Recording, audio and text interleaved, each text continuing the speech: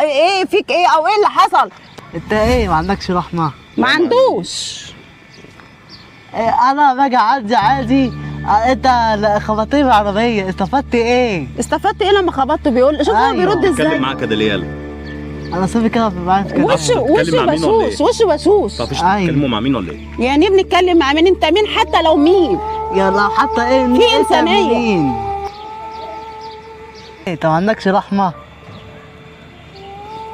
انت ما عندكش ضمير؟ ما عندكش قلب؟ لو كان عندك ابن كنت حسيت بيه شويه. شوف هو رد قال لك ايه؟ يعني انت خلي عندك دم، حس بيه بقى. فعلا انت لو عندك ابن زيه ولا اخ زيه هيبقى احساس بالناس اللي زي دي نعمه من عند ربنا، حس بيها. كفايه دعوتهم وحبهم لينا. ايه الاسلوب اللي انت بتتكلمي بيه ده؟